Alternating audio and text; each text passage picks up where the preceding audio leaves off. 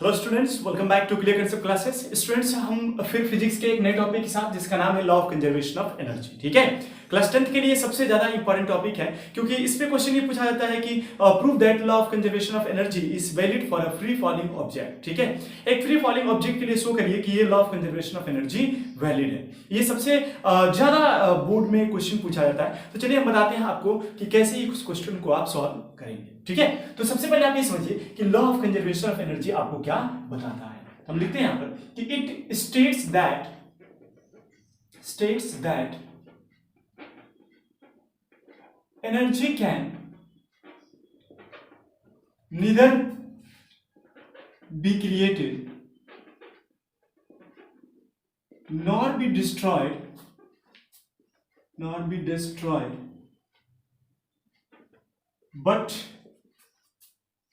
but it can be changed from one form to another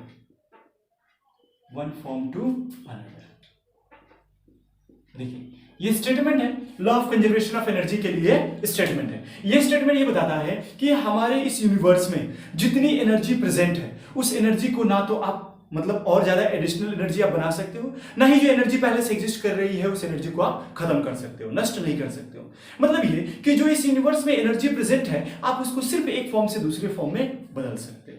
पास में आ रहा है? तो ये law of conservation of energy बोलता है कि it states that the energy can neither be created nor be destroyed but it can be change from one form to another. बस इसको एक फॉर्म से दूसरे फॉर्म में बदला जा सकता है, ना ही हम एनर्जी को बना सकते हैं ना ही हम एनर्जी को बिगाड़ सकते हैं। ठीक है, चलिए, तो ये हो गया। अब स्टेटमेंट से हमको ये मिला है कि हम एनर्जी को बनाने वाले नहीं है, बिगाड़ने वाले नहीं है, बस जो है उसकी एक फॉर्म से दूसरे फॉर्म में कन्वर्ट करने वाले हैं।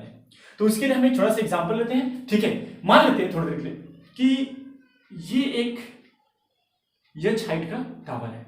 ठीक है, इसका हाइट कितना है h। चलिए थोड़ी देर के लिए मान लेते हैं। ठीक, मान लेते हैं कि एक बॉल जिसका मास m है और इसके ऊपर ग्रेविटी g एक्ट कर रही है, इस हाइट से गिरने वाला है। अभी इनिशियली गिरने वाला है तो इस कंडीशन में, ठीक है, इसकी इनिशियल वेलोसिटी को हम क्या मान लेते हैं, जीरो। क्योंकि रेस्ट में, बॉडी रेस्ट में, तो क्या मानेंगे, इनिशियल वेलोसिटी जाहिर सी बात है जीरो होगा। और इसके ऊपर लगने वाली ग्रेविटी कितनी है, g, और मास m मान लिया। तो इस कंडीशन में हम क्या करेंगे, हम टोटल एनर्जी इसका कैलकुलेट करेंगे, टोटल एनर्जी कितना है। और टोटल एनर्जी कैलकुलेट करने के लिए हमें दो प्रकार की एनर्जी पता होनी चाहिए, एक काइनेटिक एनर्जी और दूसरा पोटेंशियल एनर्जी। क्योंकि किसी भी बॉडी के पास जो टोटल एनर्जी होती है वो उसके सम ऑफ काइनेटिक और पोटेंशियल एनर्जी के बराबर होती है। तो ये बॉडी इस हाइट पर है, कुछ पोजीशन ग्राउंड से कुछ हाइट पर है, तो इसके पास काइनेटिक और पोटेंशियल एनर्जी होगी। अगर मोशन में है तो काइनेटिक एनर्जी होगी, अगर किसी हाइट पर है तो पोटेंशियल एनर्जी होगी। और अगर किसी हाइट पर ही मोशन में है, जैसे एरोप्लेन ग्राउंड से कुछ हाइट पर होकर फ्लाई करती है, तो उसके पास दोनों एनर्जी आ जाती है। उस तरीके से चेक करते हैं इसके लिए कि इसके पास क्या क्या एनर्जी है और फिर टोटल एनर्जी कैलकुलेट करते हैं और देखते हैं कि किस तरीके से एनर्जी अपने एक फॉर्म से दूसरे फॉर्म में बदल रही है। पास में आ रहा है? स्टार्ट करते हैं। तो सबसे पहले हम क्या करेंगे, काइनेटिक एनर्जी निकालते हैं। चलिए, kinetic energy is equal to क्या हो जाता है, हाफ mv²। स्टूडेंट्स, यहां पर ये बॉडी जो है इनिशियली रेस्ट में है, टावर पर ही अभी रखी गई है, वहां से गिराई नहीं गई है, तो इनिशियल वेलोसिटी यानी v की वैल्यू क्या हो जाएगी, जीरो। तो अगर v की वैल्यू जीरो होगी तो kinetic energy is equal to क्या हो जाएगा, kinetic energy is equal to हो जाएगा 1/2 इंटू m इंटू v की जगह हो जाएगा जीरो, उसका स्क्वायर वैल्यू जीरो आ जाएगा। नेक्स्ट हम क्या करेंगे, पोटेंशियल एनर्जी निकालेंगे।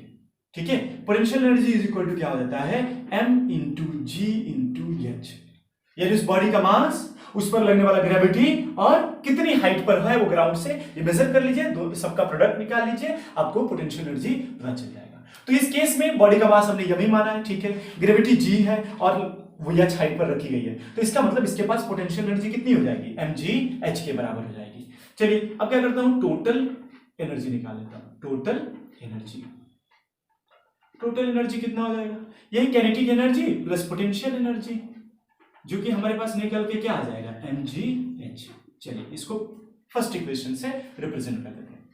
अब क्या करते हैं, मान लेते हैं थोड़ी देर के लिए कि ये गिरना स्टार्ट कर दिया दिया, ठीक है।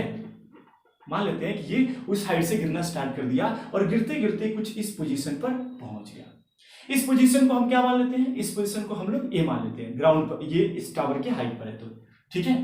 तो हम कह देंगे कि eight position A, eight position A position पर ऐसा हुआ। अब क्या मान लेते हैं, इस पोजीशन को हम लोग क्या मान लेते हैं, बी मान लेते हैं। और ये इस हाइट से गिर चुकी है, कुछ इसने डिस्प्लेसमेंट कवर कर लिया है। डिस्प्लेसमेंट को मैं थोड़ी देर के लिए मान लेता हूं कि एक्स डिस्प्लेसमेंट उसने कवर कर लिया है।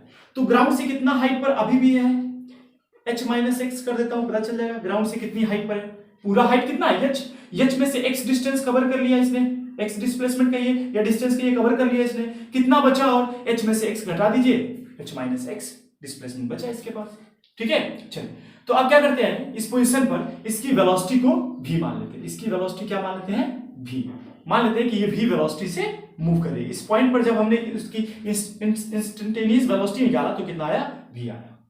तो इस कंडीशन में क्या करेंगे, लिख देंगे at position B, at position B. B position पर देख लेते हैं क्या हो रहा है, इस मतलब इसके पास टोटल एनर्जी कितनी है। तो यहां से फिर मैं काइनेटिक एनर्जी पहले निकाल लेता हूं, जो कि हो जाएगा हाफ एम बी स्क्वायर। और यहां पर चूंकि बॉडी ऑलरेडी मोशन में है, जब गिर रही है, ऑन द वे है अपने नीचे की तरफ गिरते हुए, तो उस टाइम पर इसके पास कुछ ना कुछ वेलोसिटी होगी। अब वेलोसिटी कितनी होगी जरा उसके बारे में बताता हूं। देखो, हमें वेलोसिटी निकालना है, तो वेलोसिटी निकालने के लिए हमारे पास तीन फार्मूले हैं, दो फार्मूले हैं। चलिए स्पेशल क्या है, v is equal to u plus a t लगा सकता हूं, v square minus u square is equal to 2a s लगा सकता हूं। चूंकि फ्री फॉलिंग बॉडी है तो यहाँ g हो जाएगा, 2gs हो जाएगा। और एक हो जाता है s is equal to ut plus half gt square, वहां से भी u निकाल सकते हैं, लेकिन ये दो सटीक है। यहां से अगर देखें तो हमें डिस्प्लेसमेंट पता है, बॉडी ने कितना चल लिया, ग्रेविटी एक्ट कर रही है पता चल गया, इनिशियल वेलोसिटी भी पता है, फाइनल वेलोसिटी चाहिए तो निकल जाएगा। यहाँ तो टाइम चाहिए, टाइम हमें पता नहीं है। इसका मतलब कि ये जो होगा हमारी इक्वेशन ये सही रहेगा। तो लगाते हैं v square minus u square is equal to 2gs लगाऊंगा। g क्यों, क्योंकि ये अंडर ग्रेविटी फॉलो कर रही है, ग्रेविटी फोर्स एक्ट कर रहा है, उसके अकॉर्डिंगली ये गिर रही है। तो v स्क्वायर माइनस यहाँ क्या हो जाएगा, u स्क्वायर, इनिशियल वेलोसिटी उसकी 0 is equal to 2 into g. S क्या है, कितना डिस्प्लेसमेंट उसने कवर कर लिया, यहां से गिरते समय कितना कवर कर लिया, x। ये कितना हो जाएगा, v square is equal to 2gx।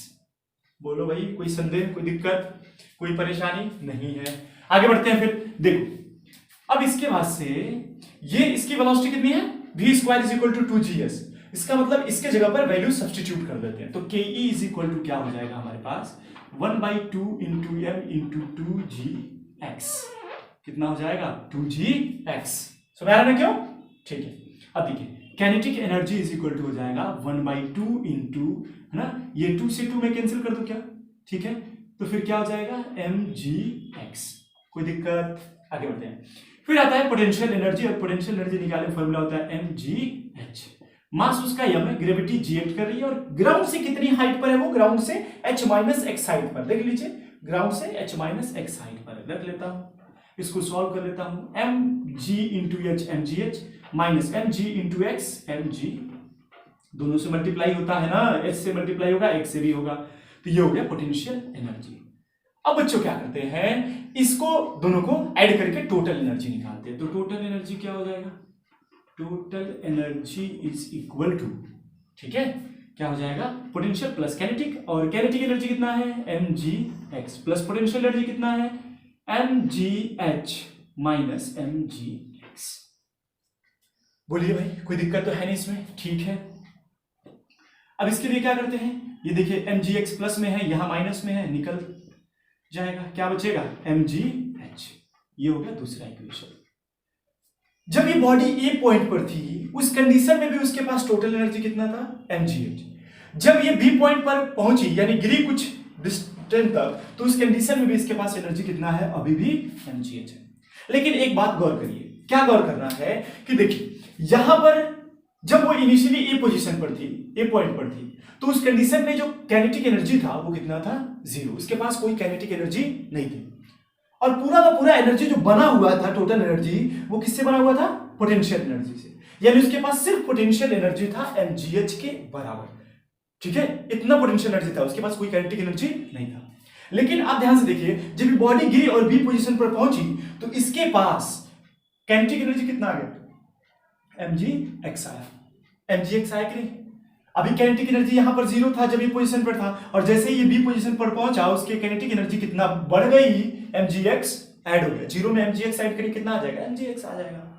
और फिर मैंने पोटेंशियल एनर्जी जब कैलकुलेट किया तो पता चला कि पोटेंशियल एनर्जी जो पहले शुरू में था mgh वो mgx से कम हो गया है। सुना रहा है? देखिए तो शुरू में कितना था mgh और कम कितना हो गया, mgx से कम हो गया है। अच्छा एक बात और देखो, जितना से ये कम हुआ है उतना ही से ये बढ़ा भी तो है। जितना से ये पोटेंशियल एनर्जी कम हुआ है उतना ही से ये काइनेटिक एनर्जी बढ़ गया है। मतलब पोटेंशियल एनर्जी जो घटा है वो काइनेटिक एनर्जी में बदल गया है, कह सकते हैं, क्योंकि काइनेटिक एनर्जी 0 था। और भाई यहां पर जो एनर्जी प्रेजेंट है हम उसको बदल मतलब एनर्जी तो बढ़ा सकते नहीं है, बस वह है। तो यहां पर जो पोटेंशियल एनर्जी था वही कम हुआ है। और देखो भाई जितना से पोटेंशियल एनर्जी कम हुआ है ना उतना ही से काइनेटिक एनर्जी बढ़ा है, यानी पोटेंशियल एनर्जी काइनेटिक एनर्जी में कन्वर्ट हो गया है। ठीक है, चलिए अब जरा एक और केस बनाते हैं। मान लेते हैं कि ये बॉल अब ग्राउंड को जस्ट टच करने वाला है, the ball is just about to touch the ground. उससे एक सेकेंड पहले हम कुछ कैलकुलेशन करने वाले हैं, और इस पोजीशन को मैं सी मान लेता हूं। इस पोजीशन को क्या मान लेता हूं, सी।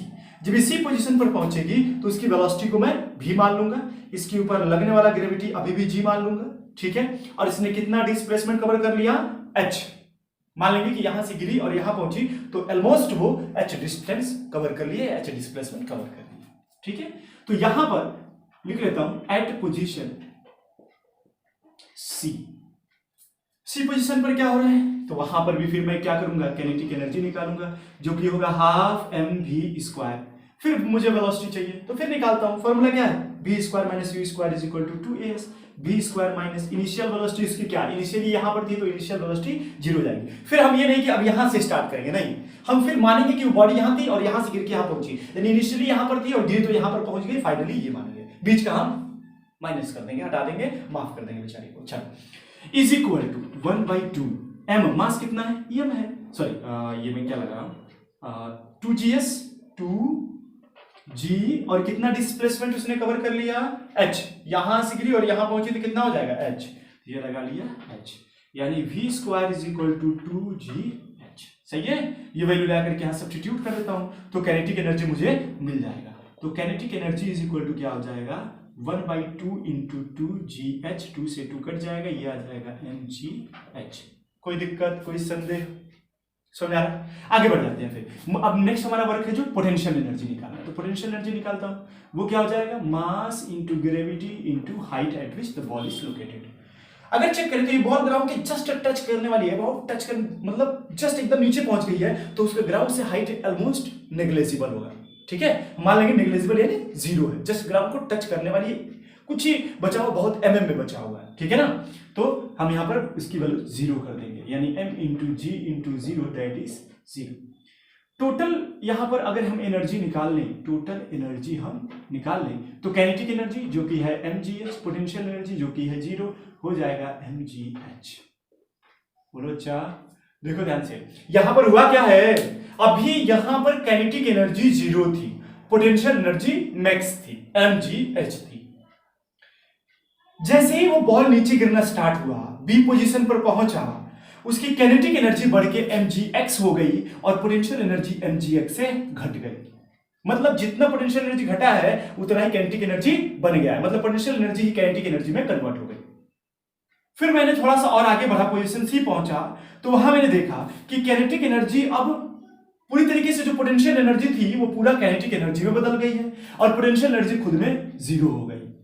तो इस कंडीशन में अब टोटल एनर्जी कौन बनाएगा, पोटेंशियल एनर्जी बना रहा है। तो देखिए हर जगह एनर्जी आपको सेम देखने को मिलेगा। पहले इक्वेशन में आप देख लें mgh, दूसरी इक्वेशन में देखो भाई mgh, तीसरी इक्वेशन में देखो भाई mgh। Energy is constant, energy is not changing, मतलब एनर्जी जितना है उतना ही है, वो एनर्जी नहीं मतलब कि एनर्जी ना बढ़ी है ना घटी है, बस हुआ है कि एनर्जी का फॉर्म बदल गया है। पहले जब किसी हाइट h पर थी तो उसके पास सिर्फ पोटेंशियल एनर्जी थी, जब वो हमने मिडिल में एक जगह कैलकुलेट किया तो पता चला कि mgx से कम हो गया है पोटेंशियल एनर्जी और काइनेटिक एनर्जी mgx से बढ़ गया है। ठीक है, फिर हमने सबसे निचले स्तर पर यहां पर क्लिक किया, सबसे नीचे, तो पता चला, चेक किया तो पता चला कि mgx जो है पूरा का पूरा पोटेंशियल एनर्जी काइनेटिक एनर्जी में बदल गया है। एनर्जी सेम है, बस एनर्जी कन्वर्ट होगा एक फॉर्म से दूसरे फॉर्म में। समझ आया? तो ये हो गया। इस तरीके से हम इसको शो कर सकते हैं कि एक फ्री फॉलिंग ऑब्जेक्ट के लिए law of conservation of energy valid होता है। कोई दिक्कत? चलिए एक और एग्जांपल लेता हूं मैं। अभी इसको आप लिख लीजिए, मैं इसको हटाता हूं और फिर एक और एग्जांपल लेता हूं। आपको बताता हूं कि कैसे आप शो कर सकते हो कि एक पेंडुलम भी जो टू एंड फ्रो मोशन कर रहा होता है वो भी law of conservation of energy को फॉलो करता है। तो इसको हटा दिया जाए। चलिए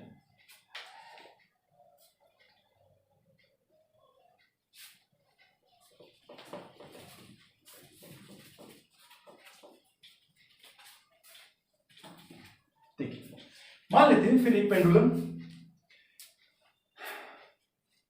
चलिए मैं यहां, ठीक है, एक सपोर्ट दे दिया मैंने, रिजिड सपोर्ट दे दिया पेंडुलम को, यहां उसका बॉब ले लिया, इसको हमने मीन पोजीशन बोल दिया, मीन पोजीशन, ठीक है। इसको हमने यहां से मान लिया, बॉल को यहां खींच के रखा, ये एक्सट्रीम पोजीशन मान लिया, एक और एक्सट्रीम पोजीशन मान लिया, कोई दिक्कत तो है नहीं। तो मान लेते हैं कि ये बॉल पहले यहां से यहां जाएगा, फिर यहां से यहां जाएगा, फिर यहां से यहां आएगा, फिर यहां से यहां आएगा, कोई दिक्कत तो है नहीं। अच्छा एक चीज और मान लेते हैं कि ये ग्राउंड है जहां से बॉल जस्ट ग्राउंड को टच करेगी, यहां ये जस्ट अबाउट टू टच है, मतलब यहां से उसकी हाइट जो हो जाएगी ऑलमोस्ट 0 हो जाएगी, ठीक है। और ये हाइट को मैं यच मान लेता हूं, इस हाइट को क्या मान लेता हूं, यहां भी वही मान लूंगा, ये भी हाइट कितना हो जाएगी, ऑलमोस्ट एच, है ना। डायग्राम में बहुत अच्छा बनाता हूं, कहीं बड़ा छोटा दिख रहा होगा लेकिन समझिए वो सब बराबर है ना। तो ये हाइट मान लेता हूं, ये हाइट हरदम बराबर होगी, इधर की भी और इधर की भी बराबर होगी, पेंडुलम बेईमानी नहीं करता है। देखिए अब मैं आगे बढ़ता हूं थोड़ा, तो पोजीशन मान लेता हूं कि इस बॉब को मैंने इनिशियली खींच करके यहां पकड़ा हुआ है, फिर मैं इसको छोड़ूंगा, जब छोड़ूंगा तो यहां पहुंचेगा, जब यहां पहुंचेगा तो उसके अंदर कुछ वेलोसिटी आ जाएगी, मतलब उसके अंदर कुछ वेलोसिटी आ जाएगी, तो क्या वो रुकेगा क्या, यहाँ नहीं रुकेगा, आगे फिर बढ़ जाएगा, वो तेजी से गिरते हुए आ रहा है तो रुकेगा नहीं यहाँ पर, फिर आगे बढ़ेगा, जब आगे बढ़ेगा तो पहुंचेगा यहाँ तक। इस पोजीशन को मैं बी मान लेता हूँ, इस पोजीशन को मैं सी मान लेता हूँ। अब तीनों पोजीशन पर मैं चेक करता हूं कि क्या बॉब की एनर्जी हर जगह सेम है कि बदल रही है। चलो तो एट पोजीशन ए पोजीशन पर मान लेता हूं, तो ए पोजीशन पर टोटल एनर्जी निकालना है मुझे, तो क्या करना पड़ेगा, kinetic energy plus potential energy चाहिए, टोटल एनर्जी निकालना है। तो काइनेटिक एनर्जी सबसे पहले मैं निकाल लेता हूं, काइनेटिक एनर्जी हो जाएगा हाफ mv², क्योंकि वेलोसिटी 0 है तो एनर्जी 0 हो जाएगी। हमने इनिशियली इसको खींच करके यहां पर पकड़ रखा है, मूव नहीं करने दिया, पकड़ रखा है, तो इस कंडीशन में इसके पास जो टोटल एनर्जी रहेगी, मतलब काइनेटिक एनर्जी होगी, क्या हो जाएगी, 0, क्योंकि वो पकड़ के रखा, अभी छोड़ा नहीं, उसके पास एनर्जी काइनेटिक एनर्जी है। तो फिर पोटेंशियल एनर्जी कितनी हो जाएगी, तो पोटेंशियल एनर्जी होती है m × g × h। मास उसका कितना है, चलो इस बॉब का मास m मान लेता हूं, इसके ऊपर लगने वाली ग्रेविटी को g मान लेता हूं, तो इस कंडीशन में एनर्जी कितनी हो जाएगी, पोटेंशियल एनर्जी इतनी, तो टोटल एनर्जी हमारे पास कितना निकल जाएगा, वो हो जाएगा mgh + 0 दैट इज mgh। ठीक है, मैं इसको यहां लिख लेता हूं mgh, ठीक है। चलो पहला हमें मिलेगा इक्वेशन कि उसके पास, इस बॉब के पास इनिशियली जब पोजीशन ए पर होगी तो उसके पास टोटल एनर्जी हमारे पास mgh होगी। अब क्या बढ़ते हैं, थोड़ा सा आगे बढ़ते हैं, एट पोजीशन बी देखते हैं। जब उसको हमने छोड़ा तो वो मूव करना स्टार्ट कर दिया, जब मूव करना स्टार्ट कर दिया तो उसके पास कुछ वेलोसिटी आ गई। अब जब वेलोसिटी आया तो वो यहां रुकने वाला है नहीं, लेकिन हम मान लेंगे थोड़ी देर के लिए कि उस पोजीशन पर उसकी वेलोसिटी क्या होने वाली है, v होने वाली है। तो हम क्या करेंगे, काइनेटिक एनर्जी पहले निकालेंगे जो कि होता है हाफ mv², फिर पहले वाले केस की तरह फिर वेलोसिटी यहां निकालूंगा, तो वेलोसिटी निकालने का फार्मूला हो जाएगा v² - u² = 2as। बोलो अच्छे, 2as। इनिशियल वेलोसिटी 0 है तो 0 रख देता हूं, v² = ये 0 हटा दिया, ठीक है, ये रख लेता हूं यार, क्या प्रॉब्लम है, 2 × a क्यों, g under gravity, g × height, ठीक है, इसमें कितना डिस्प्लेसमेंट कवर करनी है ये हमें देखना है, ठीक है ना। तो यहां पर इसका डिस्प्लेसमेंट h भाई यहां से निकली और यहां आ गई है, देखो भाई इस हाइट से इस हाइट तक आ गई ना, तो उसने h हाइट कवर कर लिया, ये हो जाएगा h, यानी v² = क्या हो जाएगा, 2gh। कोई संदेह, कोई दिक्कत नहीं है। है ही नहीं, इसमें कुछ प्रॉब्लम क्या होगा, ठीक है ना। अब ये वैल्यू उठा करके यहाँ सब्स्टिट्यूट कर देता हूँ, तो काइनेटिक एनर्जी हमारे पास क्या हो जाएगा 1/2 इंटू एम इंटू 2gh, 2 से 2 चल बसेगा, क्या बच जाएगा हमारे पास mgh, ठीक है। अब मैं क्या करता हूँ टोटल एनर्जी निकाल लेता हूँ, टोटल क्यों काइनेटिक एनर्जी कौन निकालेगा, निकाल लेता हूँ पोटेंशियल एनर्जी, तो पोटेंशियल एनर्जी हमारे पास हो जाता है mgh। यहाँ पर ये ग्राउंड से जस्ट कांटेक्ट में थोड़ी सी कुछ ही mm ऊपर है, तो उस कंडीशन में उसका हाइट क्या हो जाएगा 0, तो m into g into 0 that is 0 हो जाएगा। सो मैंने ना हाइट 0 हो जाएगा, ग्राउंड के जस्ट कांटेक्ट में है, थोड़ी सी 1 mm के भी बहुत छोटे पार्ट में वो है, तो इस कंडीशन में ये हो जाएगा। उसके बाद टोटल एनर्जी हमारे पास कितना हो जाएगा mgh plus 0 that is mgh। सो मैंने ये दूसरा इक्वेशन मान लेता हूं बच्चों, यानी अभी भी इसके पास टोटल एनर्जी कितनी है mgh है, यहां थी तभी भी mgh, यहां है बेचारी तभी भी mgh। आगे बढ़ जाते हैं, फिर एट पोजीशन c निकाल लेते हैं, एट पोजीशन c पोजीशन पर देख लीजिए, फिर वो क्या होगा, ये रुका नहीं आगे बढ़ गया, तो ये कुछ हाइट तक चला जाएगा, ये h हाइट तक, तो इस कंडीशन में मैं काइनेटिक एनर्जी अगर निकाल लूं तो फिर ये जैसे ही यहां से यहां मूव करके जाएगा, कुछ सेकंड के लिए, सेकंड के कुछ पार्ट के लिए यहां रुकेगा, फिर वापस लौटेगा, तो जब रुका है तभी हम कैलकुलेशन कर रहे हैं, चेक कर लेते हैं कितनी एनर्जी उस बेचारे के पास है। तो ये हो जाएगा 1/2 into m into v square, और यहां पर वेलोसिटी 0 हो जाएगी बच्चों, यहां वेलोसिटी 0 हो जाएगी, तो काइनेटिक एनर्जी क्या हो जाएगी 0। फिर इस कंडीशन में पोटेंशियल एनर्जी फिर मैं निकाल लेता हूं, काइनेटिक एनर्जी अगर 0 है तो mass into gravity into height h, फिर ये अपने हाइट पर दोबारा आ गया ना h हाइट पर, तो मास m है उस बॉब का, g ग्रेविटी एक्ट कर रही है और h उसका हाइट है, रख लिया, ये आ जाएगा mgh। अब ऐड कर लेते हैं, टोटल एनर्जी निकाल लेते हैं, टोटल एनर्जी क्या हो जाएगा हमारे पास mgh plus 0 that is mgh। तीसरे वाली इक्वेशन में भी देख लीजिए टोटल एनर्जी कितनी है उसके पास mgh है अभी भी। पहले वाले केस में आपने देखा टोटल एनर्जी mgh, दूसरे वाले केस में आपने देखा उसके पास टोटल एनर्जी mgh, तीसरे वाले केस में देखा अभी भी एनर्जी क्या है mgh है, मतलब एनर्जी ना बढ़ी है ना घटी है, जितनी एनर्जी थी उतनी ही है। अंतर इस बात का है कि पहले जब वो पोजीशन ए पर थी तो उसके पास टोटल पोटेंशियल एनर्जी सिर्फ था, काइनेटिक एनर्जी 0 था, मतलब टोटल एनर्जी को बनाने के लिए सिर्फ पोटेंशियल एनर्जी उसकी हेल्प कर रहा था, क्योंकि काइनेटिक एनर्जी उसमें 0 था क्योंकि वो रेस्ट में था। लेकिन अगले पोजीशन पर मैंने चेक किया तो पता चला काइनेटिक एनर्जी mgh के बराबर हो गया और पोटेंशियल एनर्जी 0 हो गया, मतलब पूरा का पूरा kinetic potential energy kinetic energy में बदल गया, ठीक है। और उसके बाद से जब पोजीशन सी पर चेक किया तो फिर पता चला कि उसके पास जो टोटल काइनेटिक एनर्जी था वो 0 हो गया और पूरा का पूरा टोटल एनर्जी हमारे पास पोटेंशियल एनर्जी क्या हो गया mgh में कन्वर्ट हो गया, यानी टोटल एनर्जी कितना आ गया mgh के साथ। मतलब यहां पर एनर्जी ना बढ़ी है ना घटी है, जितनी थी उतना ही है, बस हुआ क्या है कि पहले पोटेंशियल एनर्जी था तो काइनेटिक एनर्जी में कन्वर्ट हुआ है, फिर काइनेटिक एनर्जी जो है वो पोटेंशियल एनर्जी में कन्वर्ट हुआ है, यानी यहां पर सिर्फ एनर्जी का कन्वर्जन हो रहा है, एनर्जी का कन्वर्जन हो रहा है, बस एनर्जी एक फॉर्म से दूसरे फॉर्म में बस बदल रहा है, ठीक है ना। चलिए तो ये समझ में आ गया कि किस तरीके से law of conservation of energy को ये फॉलो करते हैं, जितनी सारी एक्टिविटी हमारे आसपास हो रही है, फिनोमिनल हो रही है, वो सब के सब law of conservation of energy को फॉलो करती हैं। इसके बाद से जो एक पॉइंट हमारे पास बच जाता है वो ये है कि ठीक है, अभी हमने एक एग्जांपल लिया, यहां पर थोड़ा मैं समझाता हूं, ठीक है ना, थोड़ा मैं समझाता हूं। एक अभी हमने एग्जांपल क्या लिया कि ये कुछ हाइट पर है, इस हाइट से जब एक बॉल को गिराया जाए जिसके ऊपर जी ग्रेविटी एक्ट कर रही है, तो जब नीचे की तरफ गिरेगा तो भाई यहां पर तो उसके पास मैक्स एनर्जी थी, जब यहां पर था सी पोजीशन पर तो उसके पास मैक्स एनर्जी तो थी, और एनर्जी कितनी थी mgh के बराबर। लेकिन जैसे वो ग्राउंड पे स्टक करेगी क्या एनर्जी उसके पास mgh रह जाएगा? नहीं, जो ये बॉल यहां से गिर रहा था और ग्राउंड के जस्ट कांटेक्ट में आने वाला था, कुछ ही मिलीमीटर जस्ट ऊपर था, तो उसके पास टोटल एनर्जी mgh थी, लेकिन जैसे वो ग्राउंड को टच कर जाएगा वो एनर्जी mgh नहीं रह जाएगी, एनर्जी नष्ट हो जाने वाली है। नष्ट मतलब क्या कि वो एनर्जी जो इस बॉडी के पास अब नहीं रहेगी, वो ट्रांसफर हो जाएगी किसी और बॉडी में, ये कहने का मतलब है, समझ रहा है। चलिए तो इसी चीज को थोड़ा हम समझते हैं कि ये जाति क्या है, इसको कहते क्या है, ठीक है ना, थोड़ा मैं समझाता हूं इसको अच्छे तरीके से। देखो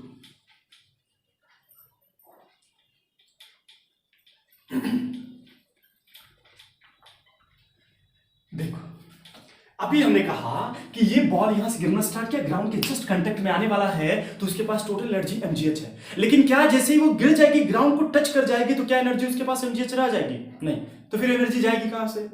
कहां जाएगी? वो बॉडी जब इस पोजीशन पे थी तो mgh एनर्जी, यहां थी तो भी mgh एनर्जी, यहां ग्राउंड को जस्ट टच करने वाली, टच नहीं की है तभी भी उसके पास टोटल एनर्जी mgh है।